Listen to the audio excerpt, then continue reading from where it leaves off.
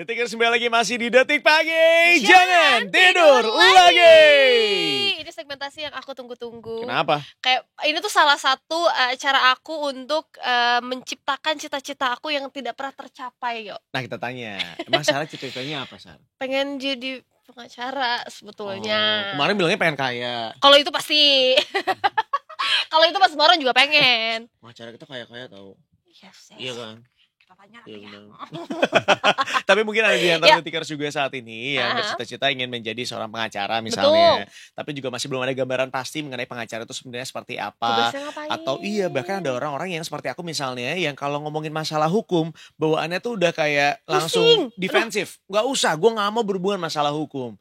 Nah, hari ini kita Iya. sengaja mengajak salah satu tokoh yang akan ngobrol-ngobrol sama kita di sini dan akan sharing sama Detikers juga. Mudah-mudahan bisa bermanfaat dan juga bisa memberikan inspirasi. Siapa tahu mau jadi seperti beliau. Betul sekali, kita langsung saja bertemu dengan Bapak Sutrisno, Wakil Ketua Umum Bidang Organisasi dan Pembinaan Advokat Muda. Selamat pagi, Pak Sutrisno. Selamat pagi, Apa kabar? Bapak. Pagi. Sehat, Pak?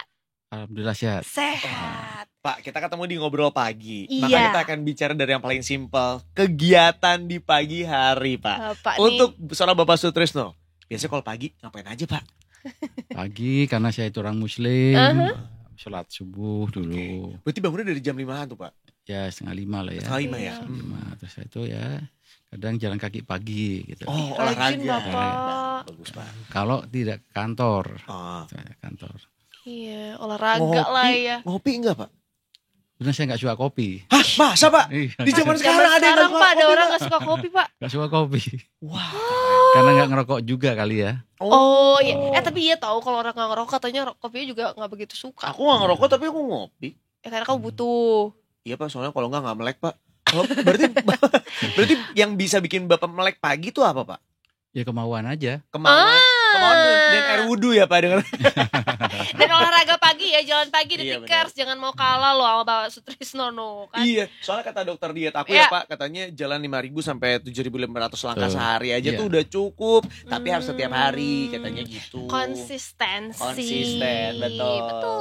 Konsisten juga buat kamu Detikers yang mungkin sekarang lagi bingung gitu ya, kayak aduh aku tuh pengen sekolah hukum tapi gimana ya, katanya susah ya, katanya ribet ya, katanya banyak baca-baca. Kita bakalan tanya langsung sama Pak Sutrisno sebetulnya seperti apa sih gitu ya hukum sekolah. Pak, emang Lu kan gitu ya, pengen Pak? Banyak bacanya ya, Pak ya, tapi kan emang pasal-pasalnya banyak kan, jadi kita harus hafalin gitu ya, Pak, semuanya ya. Enggak juga. Oh. Hanya waktu ujian aja. Mungkin harus hafal kan. Karena untuk menjawab ujian itu. Oke, Jadi tapi saya pun juga nggak begitu hafal pasal-pasal itu kan banyak kan, iya, lapis-lapisnya sampai undang-undang tebal-tebal. itu kan banyak, Betul. nggak mungkin kita pun sebagai advokat nggak mungkin juga tuh hafal pasal-pasal, tapi mengerti oh tentang ini berarti ada di undang-undang ini pasal berapa gitu. Itu kan harus diinget tuh, karena kan iya, ibaratnya iya. undang-undangnya pasalnya banyak banget tuh ya, Pak ya. Iya. Ya. Jadi ibaratnya tuh ya memang tetap harus buka primbon lagi ibaratnya gitu ya. Iya. Tapi Kamusnya ya. tapi harus tahu nih part-part ini tuh ada di mana, ada yang bagian Iya. yang mana, nomor berapa gitu. Maka dari itu saya mengerti kenapa orang tua saya tidak menyuruh saya ke hukum, Pak. Bener. Karena mengingat saya tidak baik. Orang tua kamu lebih tahu kamu, San. Nurut aja sama orang tua. Betul. Pak, bicara mengenai saat ini gitu ya, Iya. hukum dan peradilan di Indonesia. Kalau dari Bapak Sutrisno sendiri nih, Pak, melihat mewakili Pradi ibaratnya, melihat wajah terkini peradilan di Indonesia, seperti apa Bapak melihatnya? Kalau saya sih melihatnya karena saya juga sebagai advokat ya, Mhm. jadi terlibat dalam kesehariannya membela perkara-perkara mencari keadilan ya. Jadi sekarang ini peradilan Indonesia itu lebih cenderung dipengaruhi oleh praktek mafia peradilan. Ada tuh, Pak, mafia peradilan. Oh banyak, Oke. tidak hanya di pengadilan ya, Hmm. mungkin di kepolisian juga begitu, Hmm. di kejaksaan juga begitu, di pengadilan juga begitu. Pengadilan itu kan ada pengadilan tingkat pertama ya, misalnya pengadilan negeri atau pengadilan agama atau di tingkat banding gitu ya, tingkat provinsi atau sampai di Mahkamah Agung. Nah, praktek itu sebenarnya memang lebih berperan pada oknum ini ya, saya bilang oknum ya. Jadi kalau di dalam praktek hukum itu kan ada advokat, ada polisi, ada jaksa, ada hakim. Nah mereka ini kadang-kadang oknum nih ya, mereka bermain. Ada kata lain suap ya, melakukan suap gitu untuk memenangkan satu perkara. Apa itu perkara pidana maupun perkara perdata. Itu yang saya amati seperti itu. Itu juga sebenarnya tantangan yang terjadi sampai hari ini. Ya, mungkin itu kali ya Pak alasan kalau di zaman sekarang ibaratnya ketika misalnya kita sebagai masyarakat awam terlibat hukum, ada baiknya kalau kita meminta bantuan dari advokat karena balik lagi kita sebagai masyarakat umum kan ibaratnya kita buta gitu ya sama hukum, aturan-aturan dan lain sebagainya. Sedangkan ya untuk membela apa yang kita lakukan bisa jadi yang kita lakukan tuh sebenarnya nggak salah, tapi ketika kita ngomongnya salah maka jadi salah. Itu mungkin itu kenapa kita butuh bantuan dari advokat kali ya Pak ya. Jadi memang advokat itu kan tugasnya kan menegakkan hukum ya. Misalnya menegakkan keadilan, menegakkan kebenaran. Jadi kalau misalkan ada masyarakat atau mencari keadilan, dia punya masalah hukum, pasti karena dia tuh orang awam nggak mengerti hukum. Nah biasanya pasti pencari keadilan itu akan meminta bantuan jasa hukum pada seorang advokat untuk menangani perkara yang dia hadapin gitu. Iya. Apalagi mungkin kita melihat bahwa kasus hukum di Indonesia belakangan ini kan memang naik turun ya Pak ya kondisinya gitu. Tapi mungkin kalau kita boleh tahu Pak untuk peran Peradi sendiri gitu dalam mendorong reformasi hukum di Indonesia terkini gitu ya dan peradilan di Indonesia seperti ini itu seperti apa sih Pak? Peradi ini kan sebenarnya merupakan satu-satunya organisasi advokat ya, yang didirikan berdasarkan Undang-Undang Advokat, Undang-Undang Nomor 18 Tahun 2003. Oke. Nah, memang anggota daripada Peradi itu adalah advokat di seluruh Indonesia. Ya, semua advokat. Jadi ketika misalnya dia sudah terdaftar menjadi seorang advokat, maka otomatis akan masuk Peradi. Iya. Oke. Jadi Peradi ini juga mempunyai kewenangan untuk mengangkat seseorang yang sudah memenuhi syarat untuk menjadi advokat, itu adalah kewenangan daripada Peradi sesuai dengan undang-undang advokat. Gitu. Ya. Jadi kalau tadi ditanyakan apa peran Peradi dalam rangka apa? Mendorong reformasi hukum. Ya Peradi sebagai organisasi advokat tetap meminta kepada pemerintah dan juga lembaga-lembaga terkait untuk bagaimana melakukan pembaruan hukum yang memang dianggap sudah tidak sesuai dengan perkembangan masyarakat kita. Misalnya tentang kitab undang-undang hukum acara pidana misalkan, atau hukum perdata atau hukum pidana juga, atau aturan-aturan hukum yang lain. Jadi Peradi sebagai organisasi advokat memang mendorong agar supaya senantiasa terjadi perubahan-perubahan, pembaruan-pembaruan hukum gitu. Oke. Itu penting ya Pak, karena kan mau gimana pun juga ya ibaratnya zaman sekarang akan terus berkembang begitu ya. Maka bagaimana kemudian Peradi ini juga membantu untuk mereformasi hukum di Indonesia, juga mereformasi keadilan di Indonesia, ibaratnya kayak gitu kali ya Pak ya. Itu juga butuh untuk dikembangkan. Seperti itu ya Pak. Oke. Pak, tapi kan orang-orang zaman sekarang gitu ya, masyarakat awam banyak yang ibaratnya belum melek sama yang namanya hukum Pak. Kalau dari Peradi sendiri, ada nggak sih hal-hal yang dilakukan untuk kemudian mengedukasi masyarakat agar kemudian lebih mengenal mengenai hukum begitu ya? Peradi sebagai organisasi advokat ya, sebagai satu-satunya organisasi advokat yang dibentuk berdasarkan undang-undang advokat, ini kan memiliki cabang-cabang di setiap wilayah pengadilan negeri, ya, atau kota atau kabupaten ya. Sekarang ini sudah ada 192 cabang Peradi di Indonesia. Di seluruh Indonesia Pak? Indonesia. Oke. Ini masih hampir di semua wilayah ya Pak ya? Masih sedikit. Masih kurang sih sebenarnya. Masih kurang. Nah jadi Peradi itu sering melakukan konsultasi hukum gratis. Konsul hukum gratis tidak. Mungkin di pinggir jalan, misalnya lagi Car Free Day gitu ya. Itu ada Peradi ikut di situ buka konsultasi hukum gratis. Jadi gitu Pak. Ya, masyarakat bisa datang ke situ. misalnya hari begitu. Sabtu, Mm-mm. konsultasi di situ. Iya, iya. Itu dilakukan oleh beberapa cabang Pradi Hmm. gitu. Oh, Kadang-kadang juga bisa berskala besar. Ya. Ya, berskala besar untuk konsultasi hukum itu. Oke. Cara begitu. Bahkan kadang-kadang ada penyuluhan hukum. Penyuluhan Jadi hukum. misalkan di satu daerah di situ rentan dengan masalah hukum perkawinan misalkan, atau tentang hukum perburuhan misalkan, ketenaga kerjaan. Nah di situ Pradi melakukan penyuluhan hukum tentang ketenaga kerjaan seperti itu.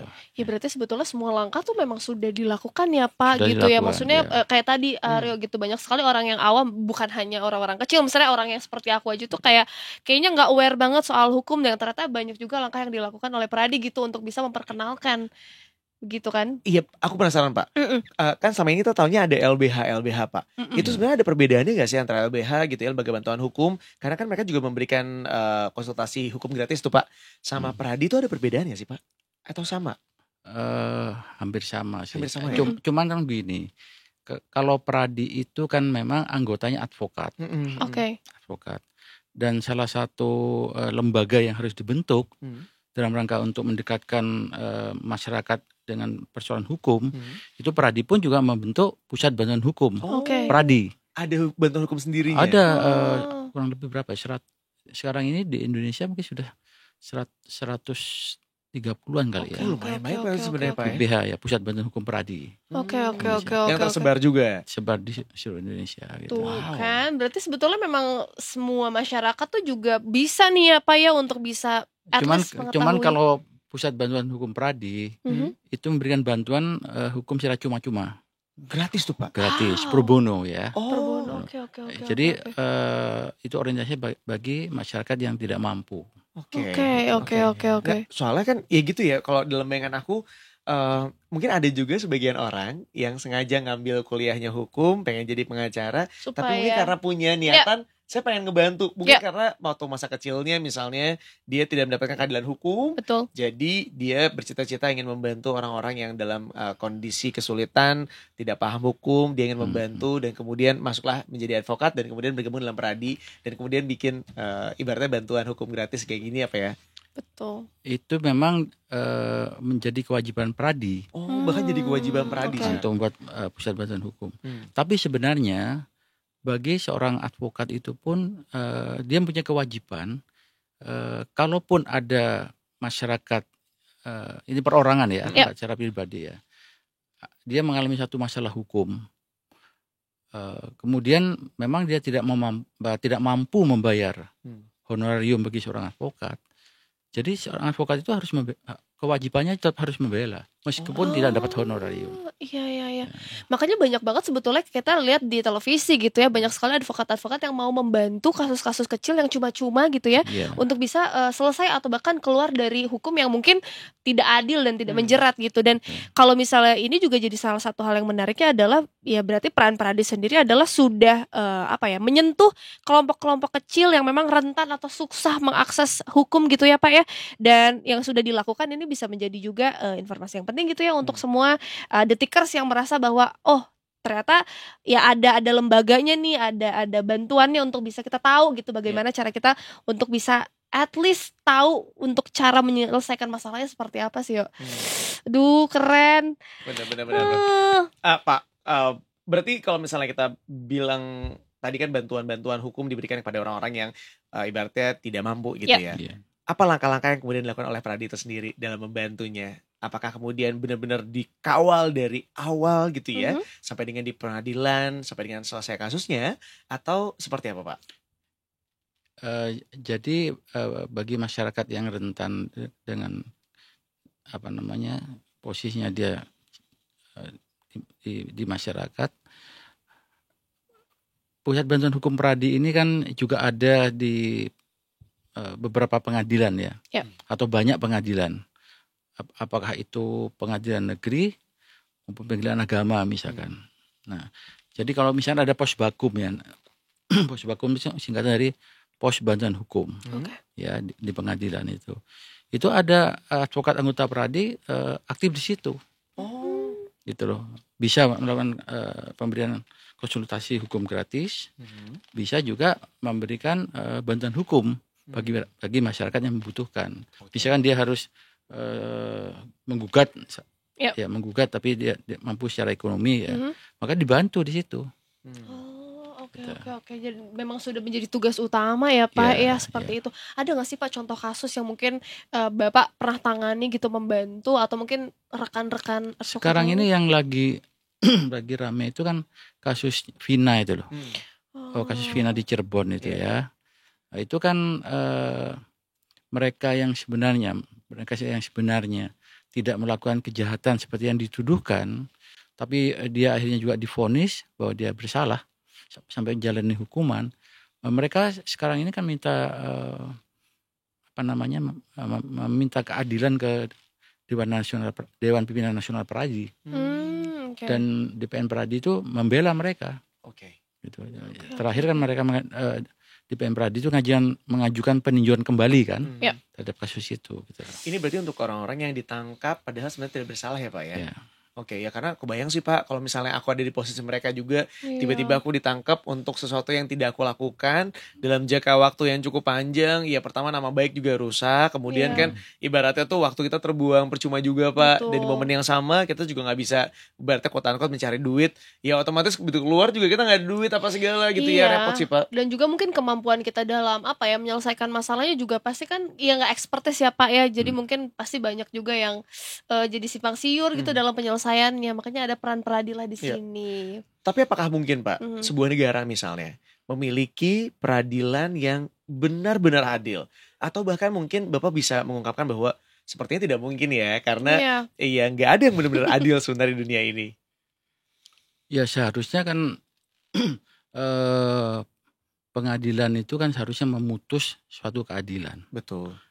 Jadi justru masyarakat itu sampai datang ke pengadilan harapannya bisa memperoleh keadilan dari putusan hakim di pengadilan. Tidak malah sebaliknya. Meskipun tadi saya awal katakan masih ada oknum-oknum gitu ya, oknum-oknum, karena misalkan ada satu perkara yang mereka secara materi dia mampu mempengaruhi agar supaya putusan perkara itu dimenangkan. Itu masih ada. Masih ada seperti itu. Nah, disinilah peran daripada seorang advokat. Jadi kalau seorang advokat memang betul yakin bahwa perkara ini adalah orang yang dibela adalah orang yang benar, dia tidak boleh bicara tentang atau melibatkan diri dalam proses suap. Dia harus betul-betul membela kliennya dengan cara yang benar. Harus secara profesional membela perkara kliennya, itu begitu. Pernah nggak Pak, Bapak dihadapkan pada sebuah kasus gitu ya, Bapak membela seseorang begitu ya di peradilan, padahal Bapak tahu nih orang tuh sebenarnya benar gitu ya, tapi tiba-tiba malah dia yang disalahkan. Pernah nggak Pak ada di momen kayak gitu sih Pak? Sering. What do you feel? Iya, aku berat. Karena buat aku pribadi aku tuh suka ngebayangin kalau aku jadi pengacara dan kemudian aku udah ngebelain ya gue tahu nih orang bener, gue ngebelain habis-habisan, tapi ternyata masih aja kena hukuman dan masih aja dinyatakan salah, tuh rasanya kayak aku akan merasa bersalahnya ada, gagalnya ada, sedihnya ada gitu ya. Apa sih Pak yang dirasain sama Bapak ketika itu terjadi? Ya itu kan tantangan kan. Memang itulah pekerjaan kita harus tadi saya katakan tugas daripada seorang advokat itu menegakkan keadilan. Iya, betul. Menegakkan kebenaran. Jadi justru kalau ada ketidakadilan, ya ada ketidakadilan harus kita bela untuk agar supaya adil. Gitu. Itu tugas daripada seorang advokat. Iya. Kasihan juga kan masyarakat pencari keadilan. Betul. Kalau senantiasa dia merasakan di Republik ini ada ketidakadilan. Ya Pak, aku paham betul perasaannya Bapak gitu ya, menghadapi langsung di lapangan seperti apa, bertemu dengan sesuatu yang menggelitik lah ya untuk bisa kita tahu kebenarannya seperti apa tapi tidak sesuai. Tapi Pak, dalam menyelesaikan suatu perkara untuk Bapak sendiri gitu ya, emang serumit itu ya Pak ya di lapangan? Karena kan yang kita lihat di media gitu ya kan yang terlihat dari cangkangnya doang nih, dari luar tuh kayak ya yang kelihatannya tuh ya oke lah ya. Tapi apakah peran seorang pengacara dalam kasus apapun gitu ya ketika menyelesaikan ini tuh harus ekstra dalam mengulik misalnya, atau bagaimana cara Bapak akhirnya bisa menyelesaikan itu dengan oke? Seperti apa Pak? Ya kalau advokat itu kan sudah kerjanya menangani kasus ya. Jadi bagi seperti saya begitu ya, nggak ada kasus apapun, nggak ada yang sulit, nggak ada yang sulit sebenarnya. Tinggal kejelian kita melihat perkara itu, bagaimana membela perkara ini, kan begitu. Misalnya kalau kita sidang di pengadilan, gitu kan tugas seorang advokat itu adalah untuk meyakinkan kepada hakim bahwa kliennya, kalau memang kliennya sudah benar, harus meyakinkan kepada hakim bahwa kliennya itu adalah benar. Kan itu tugas daripada seorang advokat. Gitu. Which sebenarnya bukan tugas yang mudah ya Pak, karena untuk meyakinkan orang itu juga nggak gampang, satu, dan yang kedua kan kalau bicara tentang peradilan maka ada bukti-bukti, ada pasal-pasal yang terlibat di dalamnya. Mungkin buat Bapak nggak rumit, buat kita rumit, iya buat kita. Kita mendengar Bapak aja kayaknya udah deh saya di sini aja.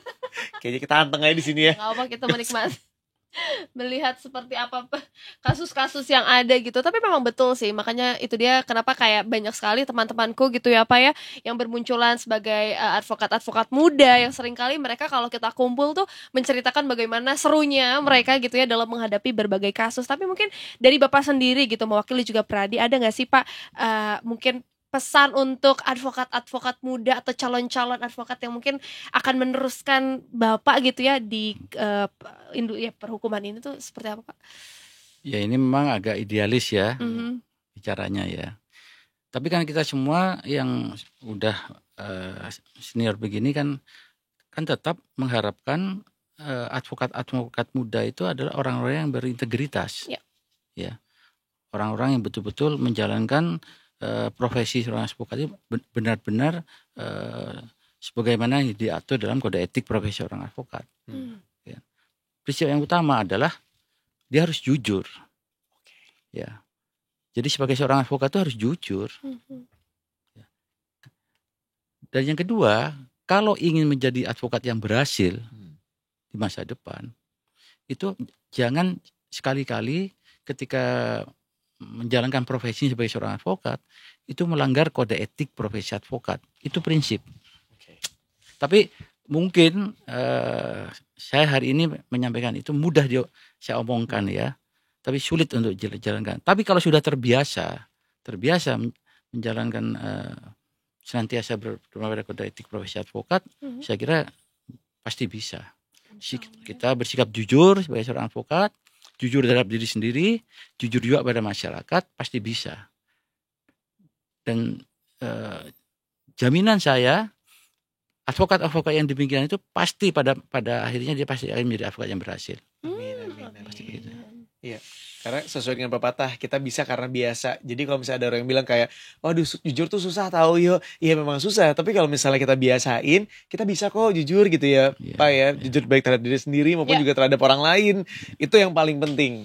Dan aku berharap ya semoga akan hadirnya dengan advokat-advokat muda ini juga hukum atau keadilan di Indonesia juga semakin selesai gitu ya, adil seadil-adilnya. Amin. Nah, harapannya Pak dari Bapak sendiri ya, selaku seorang pengacara dan juga bagian dari Pradi, seperti apa harapannya terhadap perwajahan dari hukum di Indonesia Pak? Ya tentunya kan kami mengharap bahwa hukum di Indonesia ini kan harus sesuai dengan apa yang diamanatkan oleh Undang-Undang Dasar 1945. Ya kan? Artinya hukum itu harus bisa dirasakan oleh seluruh lapisan masyarakat tanpa ada perbedaan. Tanpa ada perbedaan. Itu kan sebenarnya prinsipnya. Saya juga melihat bahwa kalau di Indonesia ini udah keadilan itu bisa dirasakan oleh masyarakat, maka masyarakat pun juga akan merasakan kesejahteraan dengan sendirinya. Ketidakadilan itu kan juga menimbulkan masyarakat dampaknya menjadi tidak sejahtera, ya kan? Ketidakadilan itu terjadi karena orang menuntut haknya terlalu tinggi, ya, sewenang-wenang dia. Nah, jadi ada orang yang merasakan ketidakadilan, itu yang terjadi. Jadi mungkin kalau sekarang ini banyak hal-hal yang dirasakan oleh masyarakat juga ya terkait dengan dunia peradilan di Indonesia ya. Nah tentunya semua pihak apakah lembaga peradilan ataupun pihak-pihak yang punya kewenangan untuk itu harus punya sikap untuk menegakkan dan mengawasi aparat penegak hukum, termasuk di dalamnya advokat. Nah, jadi Pradi sebagai organisasi advokat itu mengawasi tindakan daripada setiap advokat. Kalau ada dugaan seorang advokat itu melanggar kode etik, itu masyarakat bisa melapor itu kepada namanya Dewan Kehormatan Pradi. Nah, sementara ini di tingkat provinsi itu ada Dewan Kehormatan Daerah Pradi ya. Nah, jadi kalau misalkan ada masyarakat yang merasa dirugikan akibat tindakan daripada seorang advokat ketika menjalankan profesinya, maka masyarakat ini bisa mengadukan kepada Dewan Kehormatan Pradi itu. Oh, berarti sebenarnya lapisan-lapisannya udah banyak banget ya Pak ya. Dan bahkan di Pradi sendiri juga ada Dewan Kehormatan nih yang kemudian kita bisa menuntut ke sana ibaratnya seperti itu ya Pak ya. Jadi saya kan juga nggak adil ya sebagai seorang advokat bicara soal advokat itu yang paling benar. Kan nggak adil. Kalau misalnya maaf saya menyudutkan oknum aparat penegak hukum, apa itu polisi, jaksa dan hakim. Nah, bagaimana dengan advokat? Jadi ketika kita jangan kita menyudutkan aparat penegak hukum yang lain ketika kita sendiri ini tidak berbuat yang benar. Betul. Nah, jadi Pradi ini karena saya adalah pengurus di DPM Pradi, apa yang sudah dilakukan oleh Pradi itu mengawasi advokat. Ada komisi pengawas advokat. Jadi semua advokat Indonesia itu diawasi oleh komisi pengawas advokat. Itu Pradi yang membentuk. Gitu. Itu dia ya. Ini menarik nih Pak kalau misalnya bicara tentang Pradi nih. Kayaknya terutama tentang larut aku. Iya, tentang advokasi seorang advokat, bagaimana kemudian juga terlibat di dalam bidang hukum begitu ya, dan juga untuk membela keadilan yang ada di ranah hukum. Pak, ini kayaknya kita butuh waktu lebih lama lagi dari ini sebenarnya nih Pak. Tapi sayang sekali karena waktu kita sudah habis, karena sudah masuk di jam 11 siang. Tapi yang jelas aku mau ucapin terima kasih banyak pada Bapak Sutrisno yang sudah berkenan gabung sama kita pagi-pagi ya. Waktunya ya Pak ya, bahkan ini juga kita pagi-pagi sudah mendapatkan banyak sekali wawasan gitu ya untuk seluruh detikers terkait dengan hukum di Indonesia gitu ya. Dan tadi ya banyak banget tadi Pradi juga kasih gitu layanan-layanan yang bisa membantu secara gratis. Jadi jangan lupa bisa dihubungi kemana Pak berarti kalau kayak gitu? Kalau di pusat itu di Pradi Tower. Oh, Pradi Tower. Berarti langsung aja tuh bisa di sana ya Pak ya? Di Jalan Ahmad Yani nomor 116. Jakarta Timur. Kalau kantor Pradi Pusat ya. Hari katanya mau ke sana Pak. Enggak. Silakan. Kita makan, maksudnya kita main ke kantor Bapak. Atau juga sebenarnya tadi Bapak bilang bahkan kalau misalnya lagi Car Free Day itu ada booth-booth juga. Jadi jangan takut ya Pak kalau misalnya ada orang-orang yang mau datang ke sana tuh sebenarnya boleh datang langsung ngobrol-ngobrol juga nggak apa-apa banget ya. Itu dia. Sekali lagi terima kasih Bapak Sutrisno, Wakil Ketua Umum Bidang Organisasi dan Pembinaan Advokat Muda. Pak, mohon izin sedikit Pak. Jadi sebagai kan Bapak kan perwakilan dari ini juga ya, advokat muda nih, pembinaan advokat muda. Jadi kita mau ngajakin Bapak agak sedikit muda nih Pak. Kita tuh punya tagline Pak. Jadi tagline-nya tuh gini, Detik Pagi, jangan tidur lagi. Jangan tidur laginya boleh bareng-bareng. Gerakannya terserah Bapak Pak. Misalnya kalau advokat mungkin kayak jangan tidur lagi gitu. Atau wah gitu, gimana boleh, terserah Pak. Siapa ya Pak ya? Maaf ya Pak. Mohon izin ya Pak. Tapi Detikers jangan lupa juga dong untuk selalu nonton Detik Pagi setiap hari dari Senin sampai Jumat dari jam 8 sampai jam 11 ya. Jangan lupa follow sosial media kita di Instagram, TikTok, X, dan juga kita tuh sekarang live-nya di YouTube. Jadi jangan lupa ditonton terus, dicek Detikcom. Kalau begitu, komen-komen banyak. Jangan lupa di follow, jangan lupa di like, jangan lupa di share tuh biar lengkap, biar kayak YouTuber ya. Baik, kalau begitu kita waktunya pamit. Bapak terima kasih sekali lagi sudah hadir ke sini. Detikers terima kasih, sampai bertemu lagi bersama dengan Arya Astengkara. Besok tentunya cuma di Detik Pagi. Jangan